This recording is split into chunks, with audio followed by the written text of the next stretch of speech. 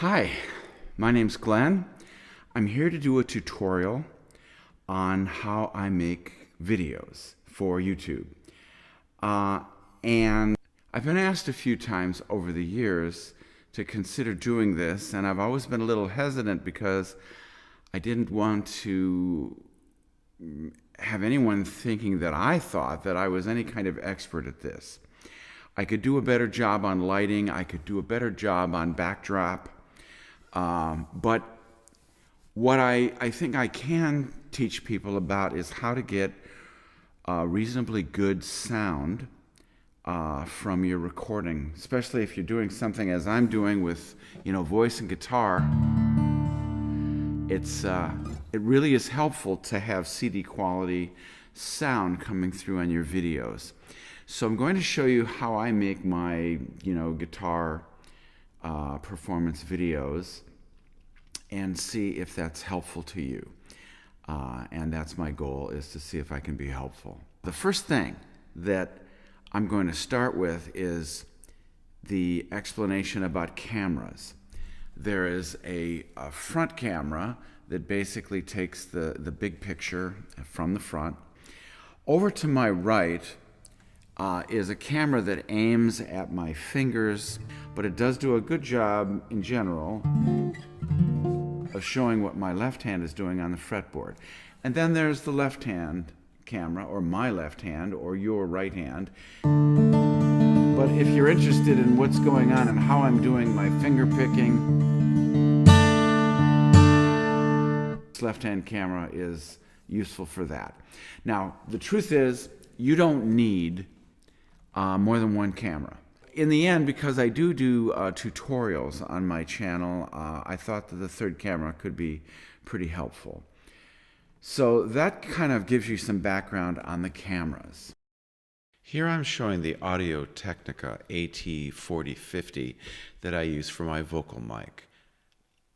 And I'm using a pop screen. The AT4050 is a large diaphragm condenser mic, good quality for the home studio. For even more money, the AKG C414 is an excellent studio mic. For less money, the C214 from AKG is a very good mic. I'm speaking right now as I record this through a dynamic mic called a Sennheiser 421 that I've had for 25-30 years. Johnny Carson, for example, used this kind of mic. And for those who don't want to break the bank, the Shure SM58 has been a workhorse for live performance and works perfectly well for videos. And these mics are just examples. There are zillions of good quality vocal mics out there, and in almost any case, they're better than the typical microphone that's mounted on a video camera. And part of what makes for good sound is having microphones reasonably close to your mouth or to the instrument, so that you have more control over how you mix these things, and you get better sound most of the time, unless you have a super expensive large diaphragm condenser mic. These are the guitar mics that I use. They're panned full left and full right, so I can record the guitar in stereo. You don't have to record a guitar in stereo. I just like to. These are small diaphragm condenser mics, Rode NT5s, which originally came with cardioid pattern capsules on them.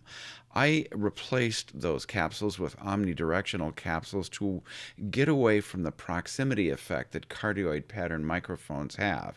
Proximity effect means bass is boosted if the mics are too close to the guitar or any other sound source. A lot of people record with cardioid pattern small diaphragm condensers or even large diaphragm condenser mics, and you can make a guitar sound very good with these also. You just have to have the mics back further from the guitar. If you're trying to avoid breaking the bank, a dynamic mic like the Shure SM57 is inexpensive and work quite well. From the microphones, I take those three channels, one vocal and two guitar, to a couple of Aphex 107 Tubescence tube-based microphone preamps. And from those preamps, then I take basic 1/4-inch cables over to my FirePod, which is my computer interface. And you can see my project file there for this recording project, and that's looking at the screen for Cubase Studio 5. One of the questions that comes up when you're recording audio separately from your video camera is how do you get them synchronized? Now, one of the ways of doing that is using time codes, and it's pretty scientific and works very well. But for most of us who don't have that kind of equipment, I don't, something like a hand clap, like that, can basically allow us to cut the audio and cut the video right at the beginning of the hand clap. And then you can line everything up in the video editing programs, and then everything is synchronized quite well for a short video using modern digital technology. So let's go look at how I do that in my audio recording program in Cubase. Okay? Right now we're looking at a video screen capturing program showing my Cubase Studio 5 screen. First thing I'm doing is turning off the record amps, and then I'm moving the cursor over to where the hand clap is. And then I'm expanding the track, magnifying it so I can get in closer. And I basically line up that timeline with the 3 channels. There's the 2 guitar and the vocal. And I basically cut it, and then I delete everything in front of that cut. It disappears now. I then go back and bring the audio track back to my starting point, which is on the 3. Basically, give me a good starting point.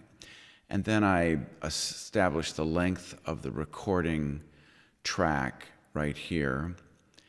And I'm going to then mix it down digitally and stick it in my file for this video tutorial. So I open up the export box and the audio mix down. I'm calling this video tutorial 1 and sending it to my video tutorial channel.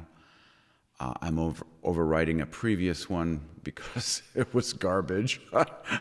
And mixing it down, and that's how I basically make my audio track. So now you've seen how I edit the front of the audio recording. So now we're going to go into the video program. I'm going to take a program, a recording I did just a week or so ago, Jackson Browne's song These Days, and show you with the files that I created for that recording how I put them into the video program and turn them into a final video. Well, I end up with 4 files here, the audio file and 3 video files from the 3 video cameras. And so I've got to get them all coordinated, and I'll show you how I do that. Okay, we're looking at the Adobe Premiere Elements editor screen, and in the upper left are the 3 video files loaded in, and in the second row is the audio file, the WAV file. So I've already added the A video onto the timeline. I've now expanded so I can move frame by frame with the timeline and find the nearest place, generally right there in front of the clap if I have to make a choice that's less than perfect. So on the left side of the cut I just made, I delete everything in front of the hand clap. Now I sort of change the scale and bring everything back to 0. I'm now going to go and delete the audio from that video track, and I'm going to add in the audio from Cubase because that was edited at the beginning of the hand clap, you remember. Now I bring the B camera, one of the side cameras, down, and you can see the audio track is there. So I'm going to expand this up to see it frame by frame, and I can cut this one pretty close to the beginning of the hand clap. So I cut it right there, go to the left side of it and delete that, and then I change the scale. I delete the audio and then bring everything back to 0. So cameras A and B now are lined up with the audio from Cubase on that hand clap. I bring camera C in now. I look for the hand clap on the audio track of the video camera right there. I expand it up so I can see things frame by frame. I move the time cursor, and it looks like right there is the best place to cut it. And so to the left of the cut, I delete it. I then go in and delete the audio part from the camera, and then scale back so I can see a bigger picture and bring camera C back to 0. And at this point, all 3 cameras and the audio from Cubase are lined up to the hand clap now. So I turn off enable for camera C and camera B, so I'm only looking at camera A. I can't look at them all at once. And then I figure out where I'm going to start my video. So I'm going to edit, I'm going to make a cut across all 4 of those tracks where I want to start the video. So you can see the waveform starting right there. So I give myself a little room before then, and I make sure I cut all 4 of the tracks at exactly the same place. And then I delete them, all 4 of those tracks. After they're deleted, I move everything back over to 0. I'm doing this the slow way just so you can understand what I'm doing here, because sometimes I'll move so fast that nobody else can make sense of what I'm doing. But now the 3 cameras and the 1 audio track are all starting at 0 now. I'm doing a fade in, video fade in. What am I thinking there? Video fade in for the start of the video. And we're looking at camera A. And then at some point here, I'm probably want to switch over to camera B or C. In this case, I'm thinking, I'll show camera B. So I enable camera B, I do a fade in. I then go to when it's fully faded in and cut the A track. I disenable things to the right of the cut on track A and do a fade out. At the same time I'm doing the fade in on track B.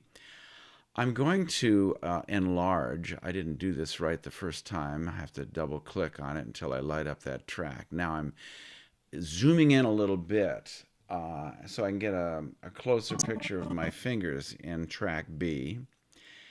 So now we're going to actually listen and hear. And at this point, maybe I could bring in track C. So I enable track C, I do a fade into track C. After track C is fully faded in, I will do a cut on track B. I will disenable it to the right of the cut. I will fade out track B right before that.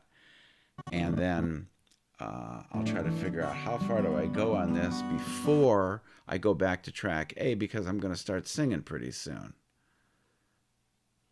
So I enable track A where I'm going to start singing. I do a fade in. Once track A is fully faded in, I'll do a cut on track C.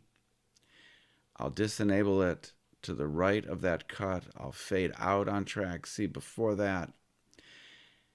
And then I can go to pan and zoom, and I can move. I can do a pan. Let's say from the right side of the picture over to the left as I'm looking at it. And just make that quick little pan. I'm not looking at it for very long. And then I can do the same thing at the intro. I can do a zoom in. And so I go to pan and zoom. And this time I can go zoom from the big picture maybe just down to my hands, and over the course of that short little thing. And so you see what this looks like.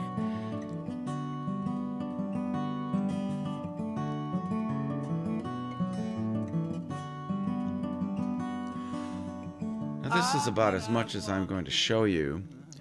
But when I'm done, I'll go up to the upper right of the screen to publish and share. Go to computer. For AVC HD, I would normally go to 30 frames a second, but I forgot to. I'm just calling it video example. I didn't even save this, but just by way of example, this is how you would render the video when you're done. Okay?